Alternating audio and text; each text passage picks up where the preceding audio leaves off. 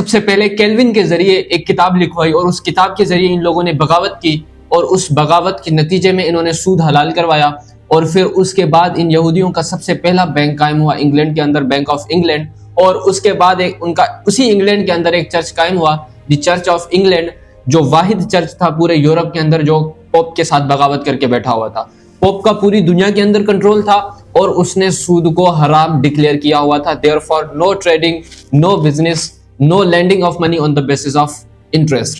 Sir ये बात ज़हन में रखें कि पिछले 400 सालों से शैतान के सबसे बड़े एजेंट यहूदी हैं। This is the satanic force that we have to understand कि ये पूरी दुनिया में किस तरह गलबा हासिल कर रहे हैं। वेल, दिस इज मी मंजूर अहमद। आज हम बात करेंगे कि आखिर यहूदी यानी जूस मुसलमानों से और बाकी कौमों से अमीर क्यों हैं। Why they have got supervision over all the nations। Sir बात का आगाज होता है उस जमाने से जब तक पोप का पूरी यूरोप के अंदर कंट्रोल था, तब तक सूद हराम था। तो इन यहूदियों ने सबसे पहले केल्विन के जरिए एक किताब लिखवाई और उस किताब के जरिए इन लोगों ने बगावत की और उस बगावत के नतीजे में इन्होंने सूद हलाल करवाया। और फिर उसके बाद इन यहूदियों का सबसे पहला बैंक कायम हुआ इंग्लैंड के अंदर, बैंक ऑफ इंग्लैंड। और उसके बाद एक उनका उसी इंग्लैंड के अंदर एक चर्च कायम हुआ, द चर्च ऑफ इंग्लैंड, जो वाहिद चर्च था पूरे यूरोप के अंदर जो पोप के साथ बगावत करके बैठा हुआ था।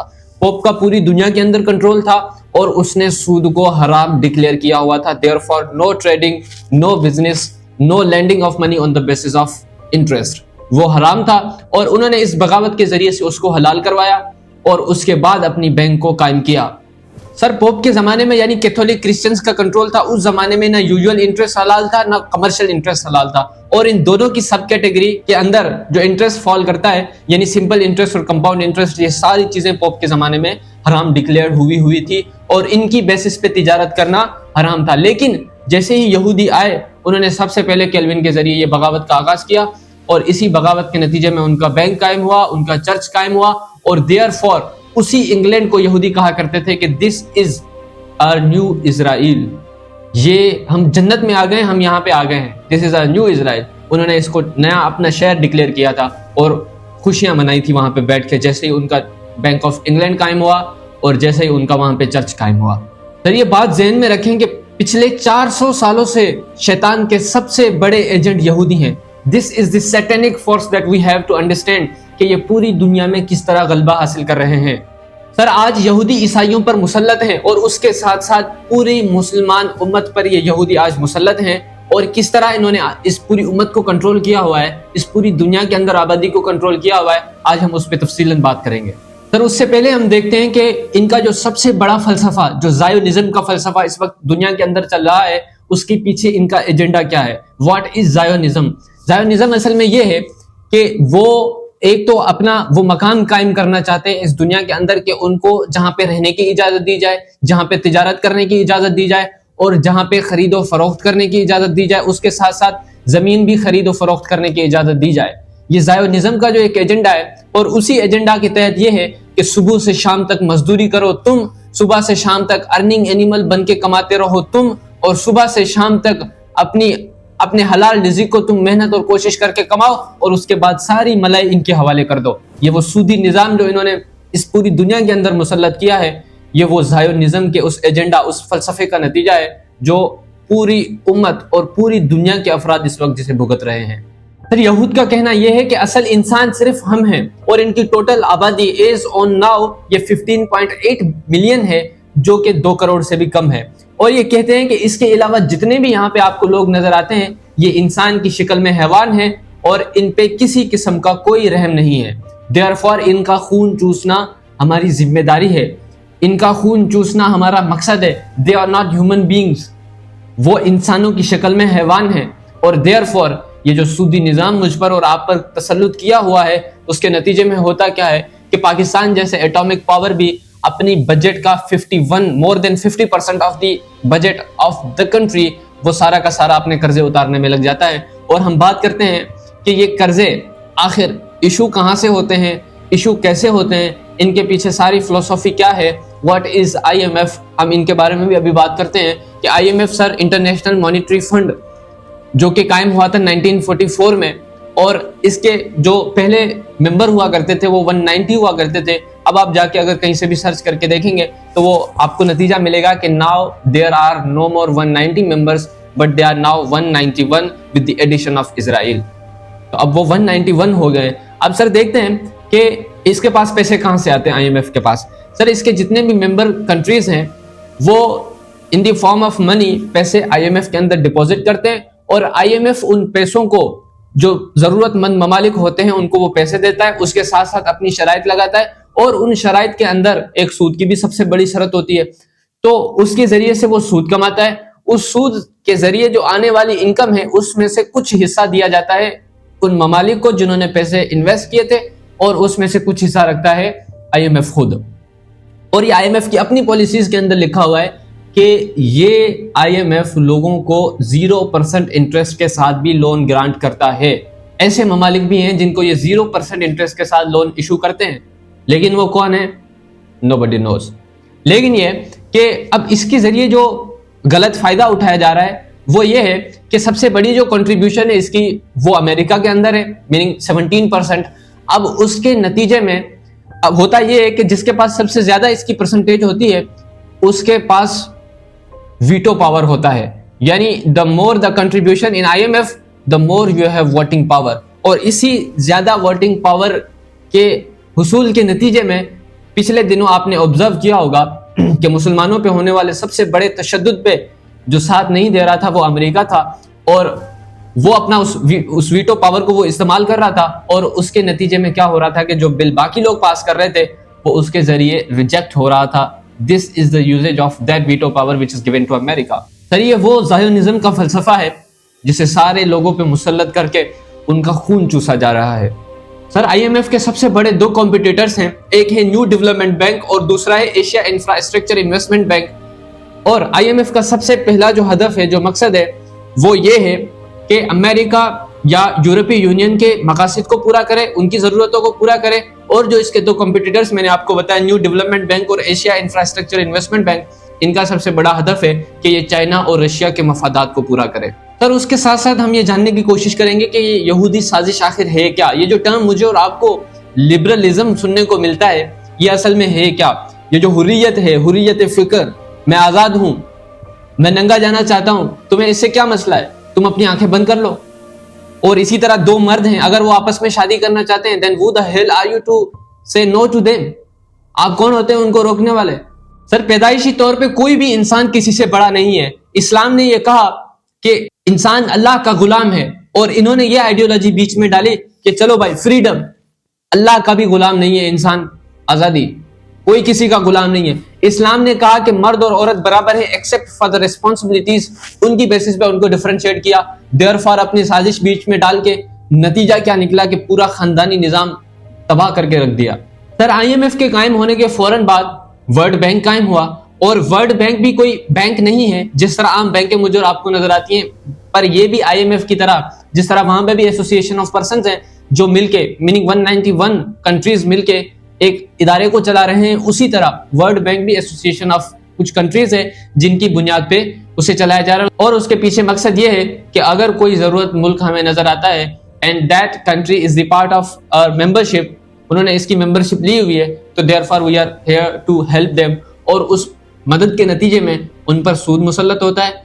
उस मदद के नतीजे में more one 50% of the budget of the country ये वहां चला जाता है। उसके नतीजे में हमें उनकी शराइत को सुनना पड़ता है और उसके नतीजे में जो जो वो कहेंगे उनकी हाँ में हाँ मिलाना पड़ती है, अदरवाइज आपको उनके पैसे नहीं मिल सकते। सर ये वो तरीके हैं जिसके जरिए से यहूदी मुसलमानों का और उनके साथ साथ बाकी जितने भी ममालिक हैं उनका खून चूस रहे हैं। और आप अगर किसी लोकल बैंक के अंदर भी चले जाएं और अल्लाह माफ करे जिस किसी ने भी ये सूद लिया हुआ है, मिसाल के तौर पे 12 लाख रुपए किसी ने सूद लिया हुआ है and that person needs more money, और वो दोबारा बैंक के पास जाता है कि मैंने आपसे पहले भी लोन लिया हुआ है और आपको ये पता है कि अज्यूमिंग कि मेरी एक गवर्नमेंट जॉब है और उसकी बुनियाद पे आप मुझे एडिशनल लोन इशू करें, तो आपको पता है बैंक्स क्या करते हैं। तो फर्दर आपको ऐसा नहीं है कि 4 लाख रुपए आपको और लोन चाहिए except for the loan of 12 lakh which is already granted, तो वो आपको कहते हैं कि सबसे पहले आपने अगर लोन लेना है तो 12 तो आपने पहले लिए हुए, the additional 4 lakh that you want, 16 lakh रुपए आपने अब बैंक से लोन लेना है। अब उस 16 लाख रुपए में से आपने 12 लाख रुपए रीपे करना है और एडिशनल जो आपको 4 लाख रुपए मिलेंगे आप उनमें से अपनी जरूरतें पूरी करें। अब जो इंटरेस्ट रेट लगेगा वो उस 16 लाख रुपए पे लगेगा और उस रेट पे लगेगा, तो अब अंदाजा लगाएं कि वो सूद की जो अमाउंट है, प्रिंसिपल अमाउंट के अलावा जो इंटरेस्ट की अमाउंट है वो कितनी जाके बनेगी। तो दिस इज द प्रोसीजर कि जिसके जरिए से ये खून चूस रहे हैं और जिसके जरिए से ये अपनी जो मिल्कियत है, अपनी जो प्रॉपर्टी है, इस दुनिया के अंदर जो कब्जा जमाना होता है, इसके जरिए से वो पूरा निजाम संभाल रहे हैं। और ये पूरा बैंकिंग सेक्टर जो मुझे और आपको नजर आता है, इसके अंदर जो मेजर ट्रांजैक्शन है, it is the transaction of granting the loan और it is the transaction of getting money from the people. लोगों से पैसे लेना, कम इंटरेस्ट रेट पे लोगों से पैसे लेना और ज्यादा इंटरेस्ट रेट पे लोगों को पैसे देना, और उससे आने वाली जो इनकम है उसमें से कुछ तो चलो इनको दे दिया। कि मिसाल के तौर पे अगर टांगा चलाने वाला घोड़े को उसके साथ जोड़ता है तो चले कुछ तो उनको भी देगा रोजगार को चलाने के लिए, सिस्टम को चलाने के लिए। जाहिर बात है क्रक्स तो वो अपने पास रखेगा, मलाई सारी वो अपने पास रखेगा। तो इसी तरह इस पूरे सिस्टम का जो निचोड़ है, जितने भी लोगों की कमाइयां हैं वो सारी की सारी, जितनी भी मेहनतें हैं वो सारी की सारी कहाँ जा रही हैं सर? वो दे आर गेटिंग इट, और वो उसका गलत फायदा ले रहे हैं, गलत इस्तेमाल कर रहे हैं। और उसके नतीजे में होता यह है कि बहुत ज्यादा पैसे एक मुल्क के, जिसने IMF से कर्जा लिया हुआ है, बहुत ज्यादा पैसे उसके चले जाते हैं उनके पास। और बैक एंड पे होते कौन है सर? ये जो हमने बात कही कि क्रिश्चियंस के ऊपर ये यहूदी मुसल्लत हुए हुए हैं, लेकिन they are the same people वो are supporting them. Hey, I have an idea. Mr. President, why don't you give him a pardon? Give him a pardon. ठीक है, अब तो डोनाल्ड ट्रंप ने भी ये कहा था कि उन्होंने, यानी बेंजामिन नेतन्याहू ने मुझसे ऐसे हथियार मांगे हैं अब कि I have never heard of them, मैंने कभी उनका सुना भी नहीं है, जिक्र भी नहीं सुना कभी उनका, ऐसे हथियार वो मुझसे मांग रहे हैं। तो sir this is the thing. और उसके पीछे रीजन क्या है, ये क्यों सपोर्ट कर रहे हैं, कि अगेंस्ट वूम आर दे सपोर्टिंग? तो ये सारे मिलके एक दूसरे को सपोर्ट कर रहे हैं, लेकिन बैक एंड पे जिसको नुकसान हो रहा है वो इकट्ठे नहीं है, वो सर पूरे के पूरे बिखरे हुए हैं। ठीक है, और वो पूरी की पूरी मलाई ले रहे हैं, आपकी जितनी कमाई है उसमें से वो अपना हिस्सा ले रहे हैं, और आपकी जितनी भी कमाई है उसका जो क्रक्स है वो वहां तक जा रहा है। लेकिन उसके जरिए से, उसके नतीजे में उनके पास पैसे बढ़ रहे हैं, उनकी इकोनॉमी स्टेबिलाइज हो रही है, उनके जनाब जो है ना वो पूरी दुनिया के अंदर वो कहीं जो काम करना चाहें वो कर सकते हैं। देयरफॉर उन पे कोई रिस्ट्रिक्शंस नहीं, उन्हीं पैसों को इस्तेमाल करके, हमारे ही कमाए हुए पैसे जो सूद की शक्ल में उनके पास जा रहे हैं, उन्हीं पैसों को वो इस्तेमाल करके जनाब जो है ना वो हमें दोबारा अपना गुलाम बना रहे हैं। तो इनकी अमीर होने के पीछे जो सबसे बड़ी जो सोर्स ऑफ इनकम है, this is the interest income. और जब तक ये सूद है तब तक मुसलमान इनके हाथों से नहीं निकल सकता। ठीक है, इनकी पूरी की पूरी जान उसी चीज के अंदर है, और इससे अब बाहर निकलना एक अफराद के लिए जो इसके अंदर घुस चुका है, बहरहाल नामुमकिन सा नजर आता है। लेकिन अल्लाह ताला जिसकी मदद करे। और ये कि सूद के, जो मैं और आप बार बार सुनते रहते हैं कि सूद के गुनाह के 70 हिस्से हैं, और उनमें से सबसे निचला तरीन दर्जा, निचला तरीन हिस्सा ये है उस गुनाह का कि कोई शख्स अपनी माँ के साथ जिना करे। और इतनी बड़ी जो यानी जो वईद बताई गई है वो किसी दूसरी चीज के साथ नहीं बताई गई। अल्लाह ने चीजों को हराम भी डिक्लेयर किया है, मिसाल के तौर पे कोई हराम शय जो हम नहीं खा सकते, और कुछ चीजें ऐसी है जिनको हलाल भी डिक्लेयर किया है, लेकिन किसी हराम शय के साथ ये नहीं कहा कि इसके इतने ज्यादा हिस्से हैं इसके गुनाह के, और अगर कोई इस तरह करे तो अपनी माँ के साथ जिना करे। ये कहीं पे भी नहीं है, सिर्फ सूद के साथ है। और फर्दर अल्लाह ताला ने कुरान मजीद के अंदर इस चीज को डिक्लेयर किया कि अगर तुम इस चीज से बाज नहीं आते तो जान लो कि अल्लाह और उसके रसूल की तरफ से तुम्हारे साथ जंग है। ये जंग का ऐलान है। तो जो अल्लाह और उसके रसूल के साथ जंग करे सर वो कभी भी कामयाब नहीं हो सकता। देयरफॉर अगर फाइनेंशियली इंडिपेंडेंट होना है तो भाई सबसे पहले खुद को फाइनेंशियली स्टेबलाइज करना पड़ेगा, मेहनत करनी पड़ेगी, हलाल रिसोर्सेज ढूंढने पड़ेंगे, अपने कारोबार को जमाना पड़ेगा। देयरफॉर अगर आप चाहते हैं कि किसी की मदद करें तो फिर उसका सोर्स ही यही है कि आप उसे पैसे दें, और वो पैसे भी इन दी फॉर्म ऑफ डेट, और ये वो वाला डेट कि हमने उधार दिया किसी को और भाई यही उधार हमने दिया है, this is the principal amount, और इन रिटर्न हमें वही पैसे वापस लेने, एडिशनल 1 रुपया भी नहीं लेना। और जो एडिशनल अमाउंट होती है and that additional amount is interest. तो इसी चीज को रोकने के लिए अगर मुसलमानों के यहाँ ही ऐसे लोग होते हैं, ऐसे अफराद होते हैं जो अपने रिश्तेदारों की मदद करते हैं, वो फाइनेंशियली इंडिपेंडेंट होते हैं, उनके रिसोर्सेज होते, हलाल रिसोर्सेज उन्होंने क्रिएट किए हुए होते और पैसे कमाते, तो उससे अपने मुसलमान भाई की मदद करते, या चले किसी गैर मुस्लिम भाई की मदद कर लेते। तो उससे होगा क्या कि सूद की लानत से बचते, और इस पे जो उस अमाउंट पे जो इंटरेस्ट लगता है वो बहुत बड़ी अमाउंट बन जाती है, और इंस्टॉलमेंट्स पे वो होती है। तो गवर्नमेंट जॉब वाला बंदा तो बेचारा गया, उसकी इतनी इनकम ही नहीं होती। More than 20% of the income of that person वो तो सारी जा रही है इन रीपेमेंट ऑफ द लोन, तो पीछे उसके पास बचता नहीं है। ये मोर देन 20%, ये मैंने मिनिमम आपको बताया, ये बहुत ज्यादा अमाउंट होती है। तो अगर मुसलमानों के यहाँ ऐसे अफराद होते जो लोगों को पैसे देते, उनकी मदद करते, तो बाकी गरीबों पे, जरूरतमंदों पे ये नौबत ना आती कि वो इस सूद के अंदर मुब्तला होते। तो सर ये यहूदियों का एक पूरा निज़ाम है, द बैंकिंग सिस्टम, और जिसका जो नतीजा मेरे और आपके सामने है, हम देख रहे हैं उसको कि किस तरह बाकी लोगों का खून चूसा जा रहा है इसके ज़रिए से। तो this is all from my side, meeting you in the next video इंशाल्लाह। Thank you very much.